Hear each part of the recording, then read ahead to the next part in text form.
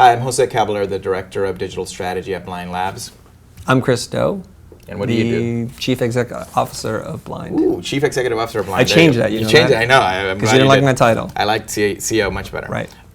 So we're here to talk about CORE, and it's Core Strategy Intensive for Designers. So we're going to be teaching the things that Chris and I have been doing here together in terms of strategy for designers over a 2-day period. It's a day and a half. It's half of Friday and all of Saturday. But I wanted really to have a quick conversation about it so that the people that are watching this know what we're doing. I have a question for you. Yeah. Designers don't know what that word strategy means. Oh, good question. Can you give us the short little thing? Like, what is it? What's the benefit of knowing strategy, and what is it? It's funny, I had to Google it during a call with one of my advisors when I started my agency. It means how do you get from point A to point B? It's the plan to get from point A to point B, okay. Where tactics are like the actions that you're taking in order to get that. So for an example, if my goal is to lose 15 pounds. Lose 15 pounds. What's the strategy? My strategy is to find exercises and time that I like. So the tactics that I've been using is I need to write shit. I need to write things. I need to write things like for these decks, for this website, for the product. So I do it really far away from my house and I walk there. So I walk for 30 minutes every day, right? Okay. And then I'm doing in the morning, I'm doing exercise that I like. So I get up early in the morning and I do, start small and then get used to the habit, etc. Eat better. So all those things as general categories: eat better, exercise, go somewhere where you do it active. That's a strategy. Okay. The tactic is 30 push-ups. Right. That's a tactic. Usually something you can check off. Yeah. Right. The checklist is the tactical. Okay. Does that make sense? Yeah, it makes sense. So what's in it for designers? Because designers, the designers I know, print designers, even motion graphic designers, they're content in the crafting of things. Why would they need to know strategy? That's a really good question. So we're used to having the agencies or our clients give us a brief, right. And we're really focused on the superficial part of it, which is how it looks contextual to their brief. The feedback that they're giving us is relative to what they need to get out of it. The value proposition is more this, so the ads copy feels a little too this. Can you bring it back to this, right? So you're getting that feedback, and as a creative, you're thinking, I wanted it to be this way, because you don't have context into what the client strategy is. Make sense? Yeah. If you have context and complete alignment with your client and if you're driving the strategy actually process for them, it makes the whole relationship different. Now you're actually driving to the same destination. So right. The tactics, which is the vehicle you're driving and what stops you're making, all those things now become easy because you're going through the same destination. The client's going to care less about the tactics. They're going to care less about the style even, as long as you get to it, right? And that happens all the time, where there are clients who style becomes subjective. So the problem is that we're trained tactically in design school. Right. We're not trained strategically as well. Right. Art Center is doing a really good job. They're beginning to teach entrepreneurship. They have an MBA now for product design. The president, Lauren, who came from CCA, is really instituting a pretty powerful kind of business curriculum at Art Center. It's taking time, but I'm really excited about that, and I'm looking forward to do it. If they had an MBA program for entrepreneurship right now, I would go, and where I can do product design and interactive design, all that kind of stuff. It's almost like you have insight into what they're going to do, Jose. It's kind of eerie. Eerie, yes. I might actually know okay. what's happening. But the idea, though, the point is that, look at you. I mean, how has what I've shared with you, just the Skool OS CORE framework, and now you're an author of it too, because you're actually helping me create it. Right. How has it affected your thinking and how you do clients? Okay, this is great. Because at first I was just in it for the ride. I wasn't sure where we're going, and we applied CORE to one of our clients. Yeah. And what I got from it was really interesting. So if you apply user experience thinking, looking at the world through the eyes of your customer and understanding what their needs are, some natural things start to pop up. And if you're looking for these things, it's quite, it can have some, you can uncover treasures that you would never discover if you're just thinking about fonts, colors, textures, materials, and style.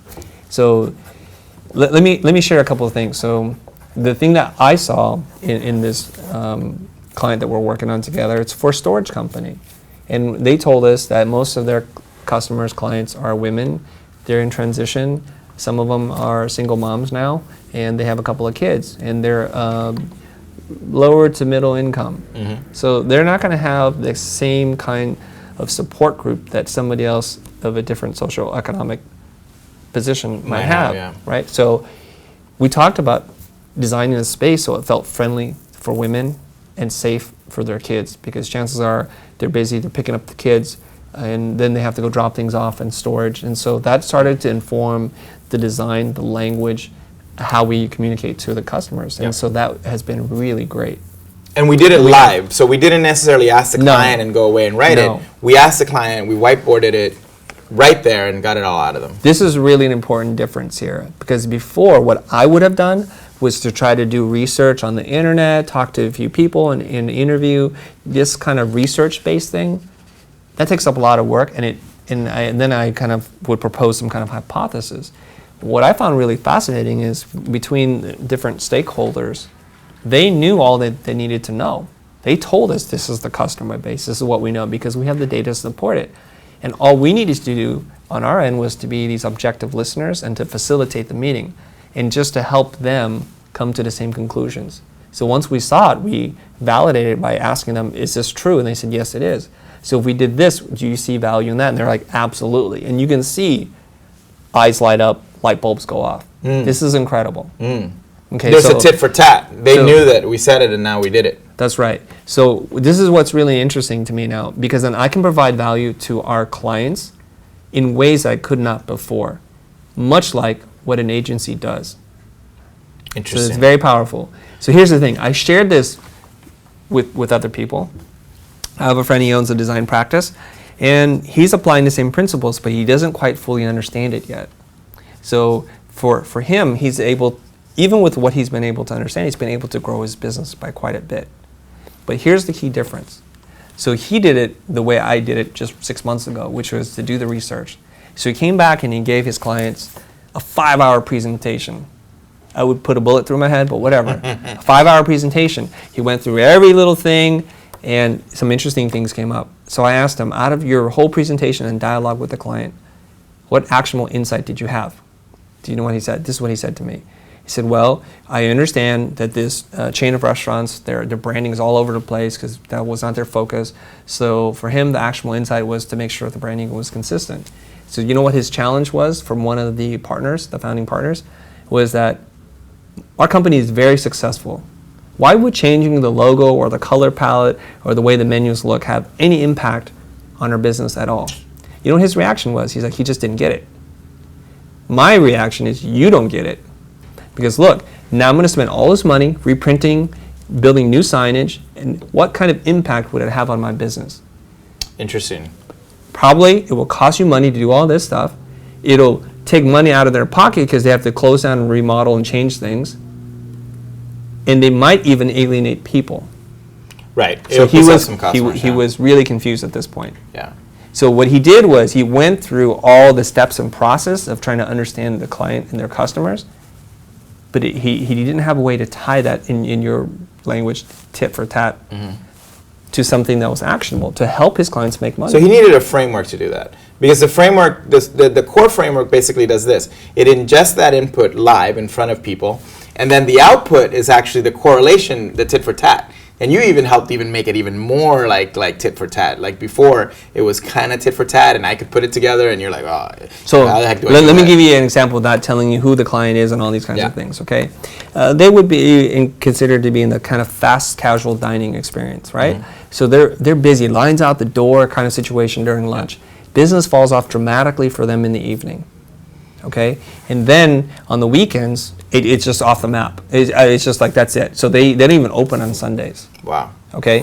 So what did that say? It said, instead of looking at colors, palettes, and fonts and the way the menu looks, think about what you can do to bring customers in at nights and on the weekends. What do the Because customers if you did want? that, you would double their business, if not more. Yeah. Then you would provide tremendous value. Yeah. I think so. Here's the fear. His fear was, you know what? How do I charge for that? Or what is that value worth?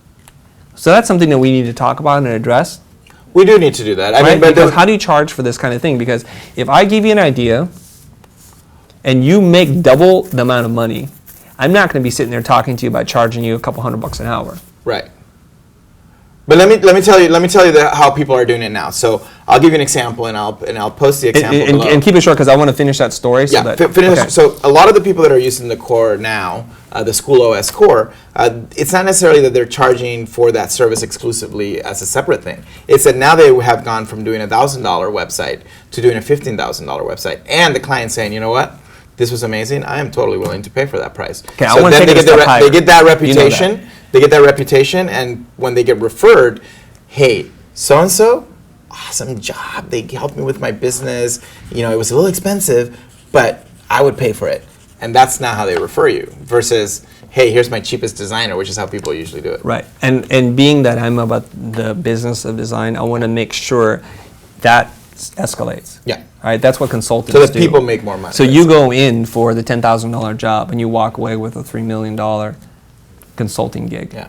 That's the thing. So getting back to my friend, so I said, you know, I didn't do any of your research. I'm only hearing you paraphrase the 5-hour summary. Yeah. But here's what I get. You know, your client, the one you're working with, the tables are screwed down onto the floor because it's a tight footprint and there's a lot of people moving in and out.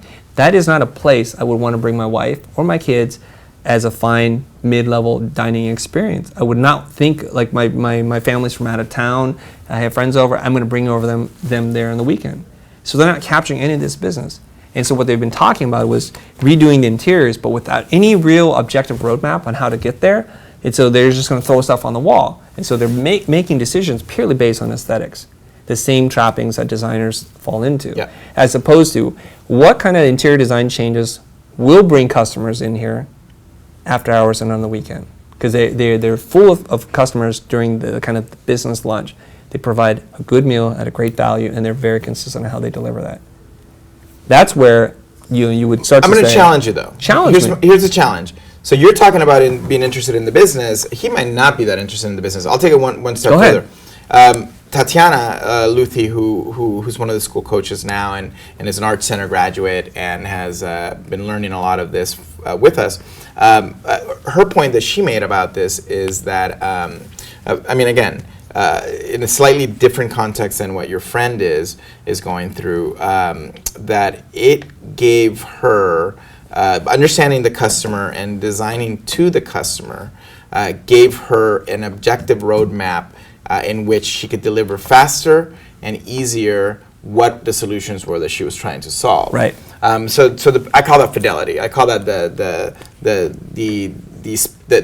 space between what it is that you're designing and why you're designing it being really accurate. Where's the challenge? I forgot the challenge. Okay, you got a challenge for me. So it's a squirrel. Squirrel. No, there's a thing that Where's the Tatiana challenge? was always talking about relative to this. Totally brain farted on it.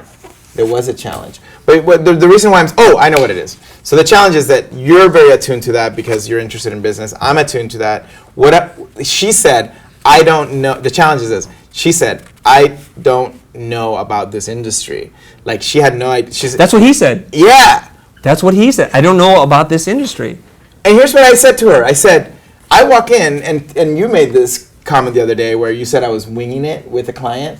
Like no, I don't even care what the industry is. You know why? Because I'm going to do the facilitation, and who are your customers? What are their goals? What do they need? Talk to me about exactly who they are. The minute that I know the customer... okay, I have a thing to share with you. I know everything at that point that I need to do to design for that customer. Of course, I can do research on the industry afterwards, and I do that. I do a competitive audit. Okay, so we're going to use another word, is facilitation. Yeah. Okay, when you can be a really objective listener and you have certain ability to be empathetic and understand the plights of other people and their needs, you can listen to people and they already have the answers. They have all the answers but they, for some reason, need somebody there to help them. Think about what a therapist does. Okay, I've seen a therapist. What she'll do is she'll just ask me a bunch of questions. So how do you feel about that? Do you like that? No. So why do you do it? I don't know why. So I walk away thinking, why would I do this? She doesn't have to be the expert about me and everything. I have the answers. It's just I needed somebody to guide me through that process of self-discovery. That's the thing. So here's the interesting thing, okay? Because we're going to talk about money, because this is what I like to do. When we're working with the storage people, we didn't charge them to do this thing, this facilitation and doing these insights, right? But you know what? I got another client now, and I'm charging him $25,000 just to do facilitation. Damn. That's and And now I don't you even know said- what they do.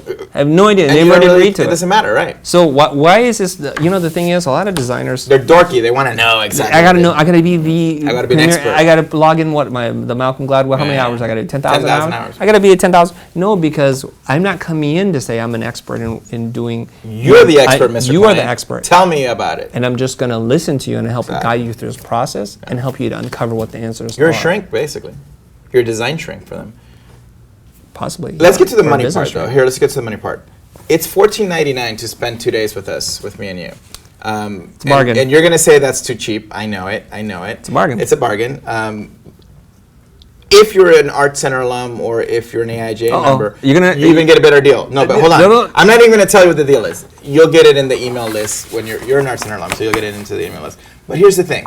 Is it worth to spend $1,000 to spend 2 days with us? No, I don't want to position it like that. Think about this. If you can learn something from going to the seminar, okay, where you could do something in half the time, what is your time worth? Think about that for a second. Better yet, if you can go out and charge for a service that you couldn't do before, what's that worth to you? So if you think about what a new client is worth to you, Yeah. or getting another piece of your client's business because you understand strategy, not only will you be able to better relate to what their wants and needs are, you'll be able to turn those actionable insights into things that you can bill for, either upfront as a consultant or on the back end to say, look, now that you've identified all these things, who's going to help you make that? Of course, you're going to ask me. You're going to get more business out You're going to of get more it. business. Yeah, So yeah, yeah. I'm going to ask you Clear. this. It's going to be a very simple question. Would you spend $2,000 to make 30? That's a very simple proposition. That's it. So right now, here's the Sure. thing. We're doing this for how much? For $14.99. $14.99. It will not be this price the next time we do it. No, it won't be another price. It'll be It much will. more. It will be much more than this. I'm just going to tell you right now. And a lot of people have done this already, meaning that I've trained people over the last 2 years, and, Yep. and you're going to see testimonials afterwards, or you see them below on this long page here. Here's all I'm going to say. The interest for me to do it for the design community is doing it for you. Meaning, yeah, Me? you're a designer, right? I am. Right. So when we started doing this together and packaging it specifically for designers, you made it easier. You helped me fine tune it and understandable. Right. Because I talk, tech. I even can be kind of complex, even though I'm simple sometimes. Or I think I'm Even simple. you can be complex. Even I can be complex. So what I'm saying is, and you said it a lot, on our show, which is, I'm doing it from the heart. I wouldn't even charge, Right. You're the one who's That's pushing. why it's like. It's the Asian people that are pushing for us to No, charge no, no, more. no, no. Here's the thing. It's because if I'm going to be a business partner in this, I got to make sure I'm getting something of more Of than value, zero. yeah. So your job is to come to this thing and pay the $14.99 or the deal from Art Center, so that I can convince Chris Doe that this is really a business and that we can really grow this. It is together. really a business. I already believe in it, and short of saying, I guarantee that you'll feel the value of this. Money back guaranteed. Short of saying that, Yeah. we're not going to say that. I'll refund it's somebody it's if they come worth- for 2 days. I'll refund them. Edit this part out. No, I would. No. It's so By valuable. the way, I have and said that at seminars, and no one has ever asked for the money back. But go ahead. It's so valuable. You're There's gonna say always it. those people who go and eat at a Gordon Ramsay restaurant and then say, "Phew, I don't Damn like this you." at the end after Yeah. they cleaned up the plate." Nah, But whatever. we don't know any of those people. Anyways, so this thing is tremendously valuable, and I'm using it. I'm making money on it, and I'm teaching people. And if you want to figure out how to survive in this very kind of challenging space from the economy and what's going on with just how business is done today, Yeah. $1,500. It's a no-brainer, especially for agency principals and motion graphics and print and any business that's going through a big transition right now. Yep. I agree. All right, man. It's great. We'll see you there. Okay. See you guys.